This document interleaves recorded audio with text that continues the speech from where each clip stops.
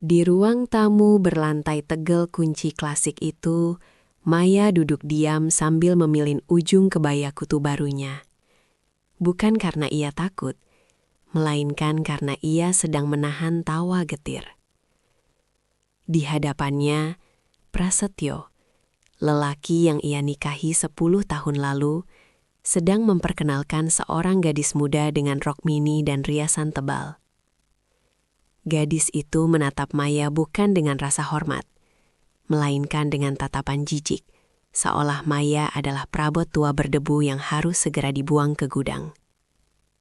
"Kenalin Mbak Maya," ujar gadis itu tanpa mengulurkan tangan. "Aku Yeni, calon masa depan Mas Pras." "Mbak pasti capek ya ngurusin Mas Pras. Kelihatan loh dari kerutan di matanya. Baunya juga, bau minyak tawon ya, bau tanah." Yogyakarta sedang panas-panasnya siang itu. Maya baru saja pulang dari mengecek workshop batik tulis miliknya di daerah Bantul. Tubuhnya memang lelah, dan ia memang memakai sedikit minyak aromaterapi sereh untuk meredakan pegal di lehernya. Namun, penghinaan yang baru saja meluncur dari mulut Yeni, gadis yang dibawa suaminya ke rumah mereka, terasa lebih menyengat daripada matahari di luar.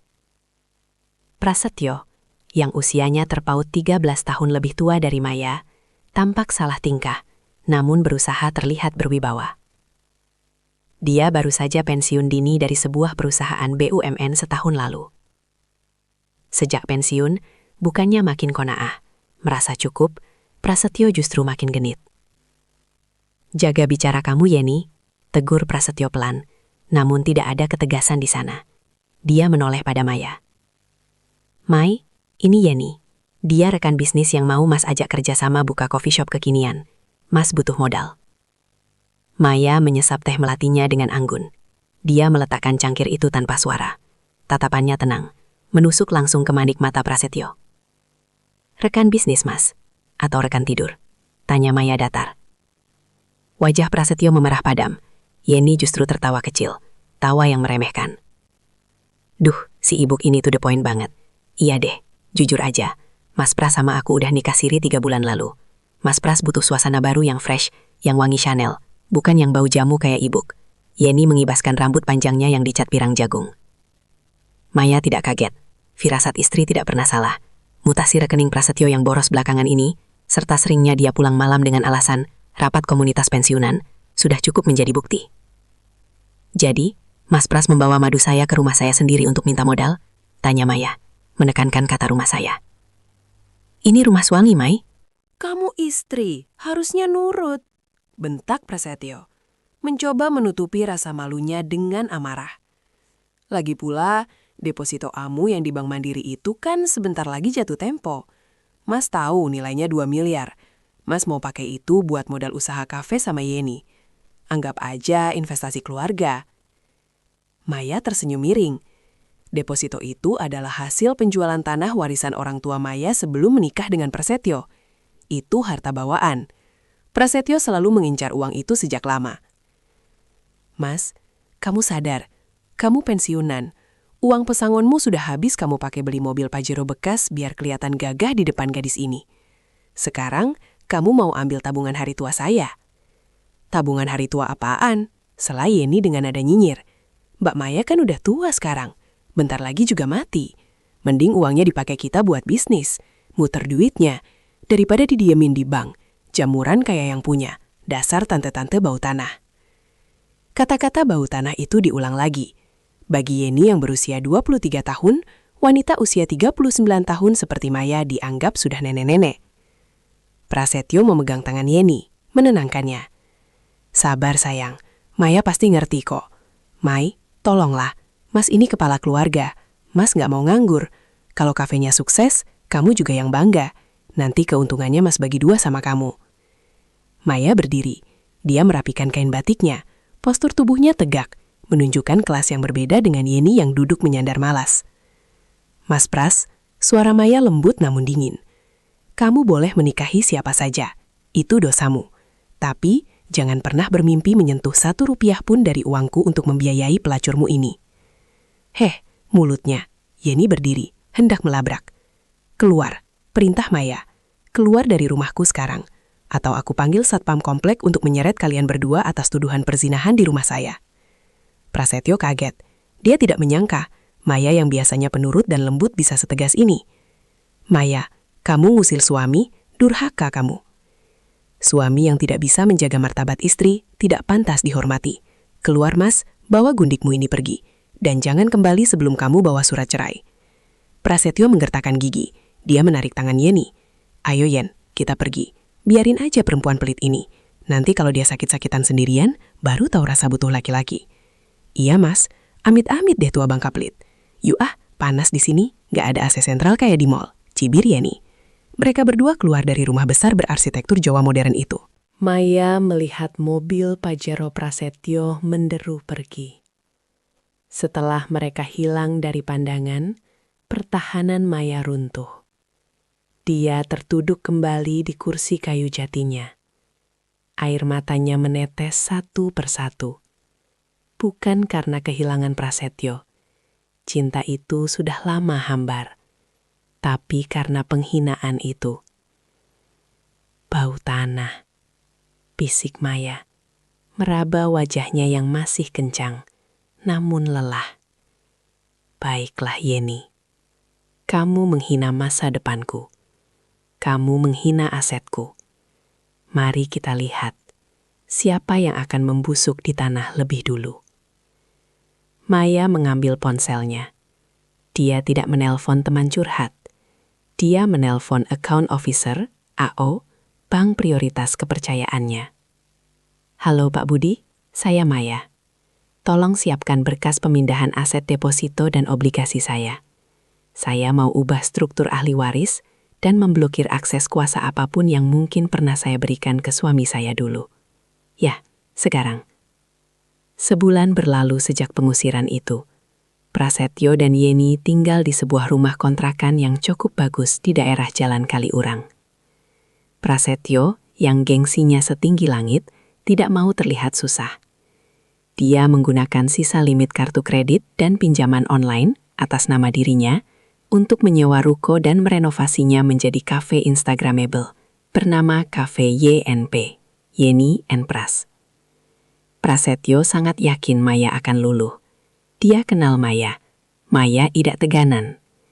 Prasetyo berpikir begitu uangnya habis, dia tinggal datang ke Maya, merengek sedikit, minta maaf, dan Maya pasti akan mencairkan depositonya untuk menutupi utang. Yang, ini kontraktor minta termin kedua dibayar besok, 50 juta. Rengek Yeni sambil melihat-lihat katalog tas branded di HP-nya. Yeni tidak membantu apa-apa di kafe. Dia hanya menunjuk-nunjuk tukang dan minta desain yang mahal. Tenang sayang, Mas lagi usahain, jawab Prasetyo, padahal kepalanya pening. Kartu kreditnya sudah over limit. Prasetyo mencoba menelpon Maya, tidak diangkat. Di WA, centang 1, diblokir. Sialan Maya, sok jual mahal, umpat Prasetyo. Sementara itu Maya tidak diam. Dia melakukan puasa dari kesedihan. Dia fokus pada dirinya sendiri. Dia pergi ke klinik kecantikan terbaik, melakukan perawatan wajah dan tubuh. Dia mengganti gaya berpakaiannya menjadi lebih chic dan modern tanpa meninggalkan identitas batiknya. Dia juga menyewa jasa detektif swasta untuk menyelidiki latar belakang Yeni. Laporan detektif itu tiba di meja kerja Maya pada suatu sore yang hujan. Maya membacanya sambil tersenyum tipis. Nama, Yeni Aryani. Status, janda anak 1. Anak dititipkan di kampung. Riwayat, pernah terlibat kasus penipuan arisan online di Solo 2 tahun lalu. Memiliki utang di 15 aplikasi pinjol. Ternyata dia bukan cuma benalu, tapi juga penipu, gumam Maya. Mas Pras, tuamu keladi. Makin tua makin tak sadar diri. Maya juga mendapat informasi bahwa Prasetyo meminjam uang ke bank keliling, rentenir berkedok koperasi, dengan menjaminkan BPKB Pajeronya dan sertifikat rumah Maya. Tunggu, sertifikat rumah Maya. Maya langsung berlari ke berangkasnya. Sertifikat asli masih ada, aman. Lalu apa yang digadaikan Prasetyo? Maya memeriksa tumpukan dokumen lama. Ternyata ada fotokopi sertifikat yang sudah dilegalisir yang hilang. Prasetyo rupanya nekat memalsukan sertifikat, membuat duplikat aspal, atau menipu rentenir dengan dokumen palsu, mengklaim sertifikat asli sedang di BPN. Ini tindakan kriminal, Mas, desis Maya. Kamu benar-benar menggali kuburanmu sendiri. Maya tidak langsung lapor polisi. Dia ingin melihat pertunjukan ini sampai ke puncak klimaksnya. Dia mendengar kabar bahwa kafe YNP akan melakukan grand opening minggu depan. Yeni sudah sesumbar di media sosial, mengundang teman-teman sosialitanya dan menyindir mantan istri tua yang pelit. Instagram story Yeni. Finally, my own cafe, hasil cinta pak suami yang loyal. Hempas jauh-jauh aura negatif tante-tante bau tanah yang pelit. Rezeki istri muda emang gak kemana. See you at opening, guys. Maya mereply story itu dalam hatinya. Sampai jumpa di opening, Yeni. Aku akan bawa kado spesial. Hari-hari menjelang pembukaan kafe, Maya sibuk mengurus pemindahan semua aset likuidnya ke instrumen yang tidak bisa disentuh hukum Gonogini, karena statusnya harta bawaan yang sudah dipisahkan secara notarial sejak awal menikah. Sebuah langkah cerdas almarhum ayah Maya yang memaksa mereka buat perjanjian pranikah dulu. Prasetyo lupa soal perjanjian itu karena sudah 10 tahun berlalu. Prasetyo di sisi lain makin panik. Rentenir mulai menagih bunga, kontraktor mengancam mogok. Yeni terus menuntut pesta pembukaan yang mewah. Mas, pokoknya harus ada live music sama door prize iPhone, biar viral, tuntut Yeni. Iya, Mas atur. Prasetyo akhirnya nekat meminjam uang lagi ke teman pensiunannya, berbohong bahwa Maya sakit keras dan butuh biaya operasi. Temannya yang kasihan meminjamkan 100 juta. Uang itu dipakai foya-foya di pembukaan kafe, bukan untuk modal operasional yang sehat. Prasetyo sedang membangun istana di atas pasir, dan ombak besar bernama Maya sedang bersiap menerjang. Hari grand opening cafe YNP tiba. Lokasinya strategis di Jalan Kaliurang. Dekorasi balon warna-warni menghiasi pintu masuk. Musik DJ berdentum kencang, tidak sesuai dengan konsep kafe yang seharusnya cozy. Yeni berdiri di depan pintu dengan gaun merah menyala yang terlalu pendek, menyambut tamu-tamunya dengan gaya sok nyonya besar. Prasetyo berdiri di sampingnya, memaksakan senyum meski keringat dingin mengucur di punggungnya. Pagi tadi, debt collector sudah WA, mengancam akan datang kalau cicilan pertama tidak ditransfer jam 12 siang. Sekarang sudah jam 4 sore. Mas, mana teman-teman kamu yang pejabat BUMN itu? Kok nggak ada yang datang? Bisik Yeni kesal. Mereka sibuk, Yen, jawab Prasetyo. Padahal teman-temannya sudah menjauhi Prasetyo karena tahu dia membohongi soal sakitnya Maya. Tiba-tiba, sebuah mobil Alphard putih berhenti di depan lobi kafe. Semua mata tertuju ke sana. Yeni berbinar. Nah, ini pasti tamu VIP. Mungkin bos lamamu, seru Yeni. Pintu mobil terbuka secara otomatis. Turunlah seorang wanita dengan penampilan yang memukau. Dia mengenakan jumpsuit batik modern yang elegan, sepatu hak tinggi stiletto, kacamata hitam, dan tas Dior asli di tangannya. Rambutnya ditata blue rapi, wajahnya segar dan awet muda. Itu Maya. Tapi bukan Maya yang bau minyak tawon. Ini Maya versi high value woman. Prasetyo melongo. Rahangnya nyaris jatuh. Maya? Yeni menyipitkan mata. Dia merasa tersaingi. Ngapain si nenek lampir ke sini? Mau ngemis minta balikan? Maya berjalan dengan percaya diri, diikuti oleh 2 orang pria berjas rapi, pengacara, dan 2 orang berbadan tegap, keamanan. Selamat sore, Mas Prasetyo. Mbak Yeni, sapa Maya ramah, namun nadanya sedingin es. Ngapain kamu ke sini? Bentak Yeni. Ini acara eksklusif. Yang gak diundang dilarang masuk. apalagi yang auranya negatif. Maya tertawa renyah. Oh, saya diundang kok oleh keadaan. Maya menjentikkan jarinya. Dari belakang mobil Alphard, 2 orang kurir menurunkan sebuah karangan bunga papan yang sangat besar. Jauh lebih besar dari papan ucapan lain. Papan itu diletakkan tepat di sebelah pintu masuk. Tulisannya besar dan mencolok. Turut berduka cita atas hilangnya akal sehat Prasetyo. Dan selamat menikmati utang 2 miliar. Dari Maya, pemilik asli aset yang kalian incar. Tamu-tamu yang hadir kaget dan mulai berbisik-bisik. Beberapa mengeluarkan HP untuk merekam. Kurang ajar, Yeni menjerit histeris.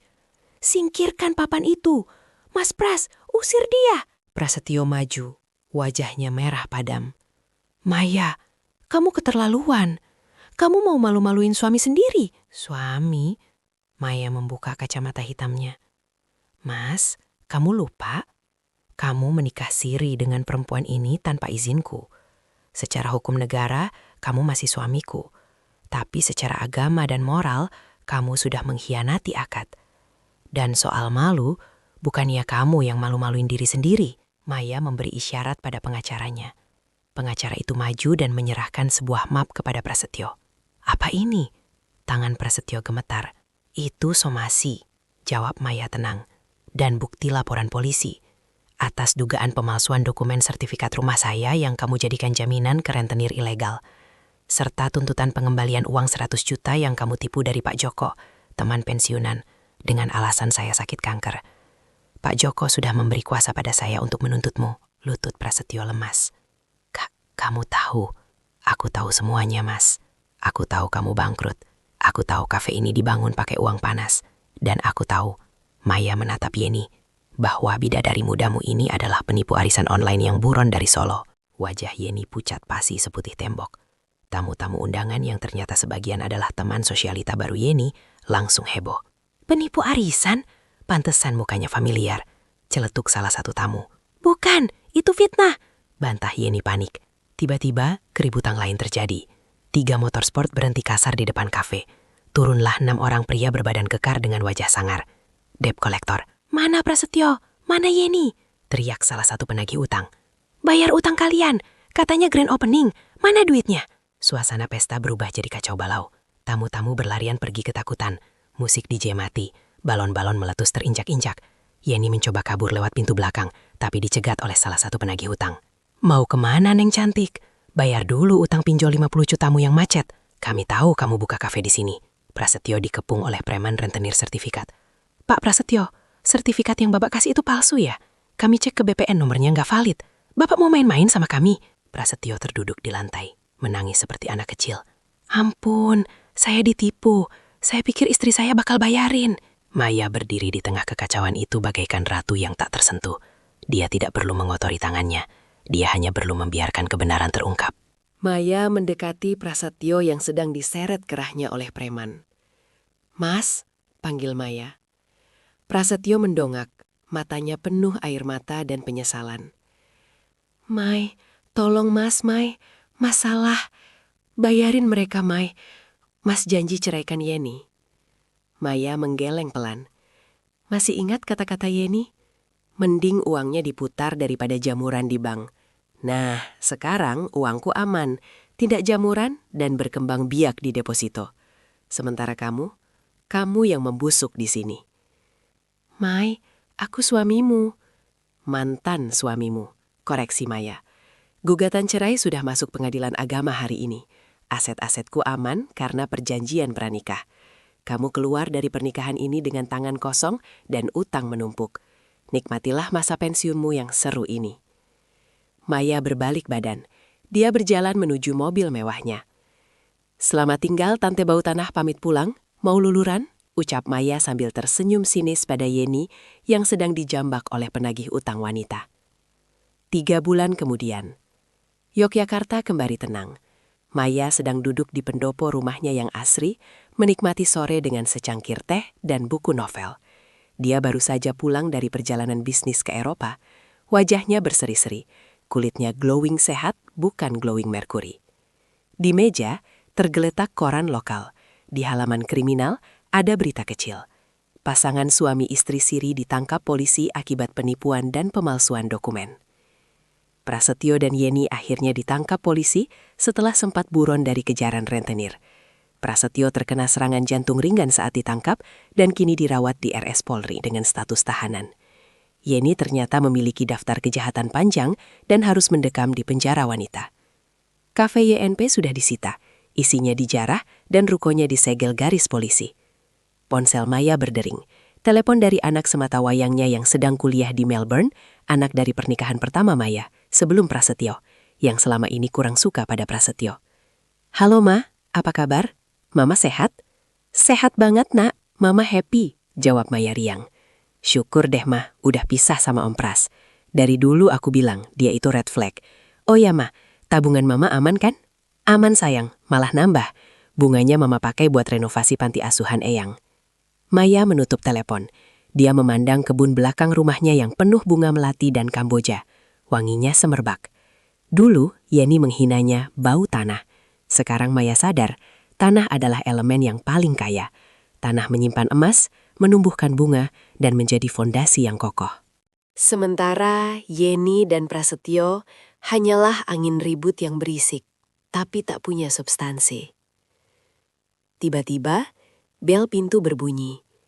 Asisten rumah tangga Maya datang membawa paket. "Bu, ada kiriman bunga lagi dari Pak Baskoro." Maya tersenyum. Pak Baskoro adalah duda keren, rekan bisnis propertinya yang seumuran dengannya. Pria matang, mapan, dan sangat menghormati wanita. Tidak seperti Prasetyo yang gila daun muda. Maya membaca kartu ucapannya. "Untuk wanita paling wangi dan paling kuat yang pernah saya kenal. Dinar nanti malam?" Maya mencium wangi bunga mawar di buket itu. Tidak ada bau tanah, tidak ada bau minyak tawon. Yang ada hanya wangi harapan baru. Dia masuk ke kamar, membuka lemari, dan memilih gaun terbaiknya. Di usia 39 tahun, Maya merasa hidupnya baru saja dimulai kembali. Dia punya uang, dia punya kebebasan, dan dia punya harga diri yang utuh. Dan Prasetyo, dia hanyalah sejarah usang yang sudah terkubur bersama kebodohannya sendiri. Di ruang tamu berlantai tegel kunci klasik itu, Maya duduk diam sambil memilin ujung kebaya kutu barunya. Bukan karena ia takut, melainkan karena ia sedang menahan tawa getir. Di hadapannya, Prasetyo, lelaki yang ia nikahi 10 tahun lalu, sedang memperkenalkan seorang gadis muda dengan rok mini dan riasan tebal. Gadis itu menatap Maya bukan dengan rasa hormat, melainkan dengan tatapan jijik, seolah Maya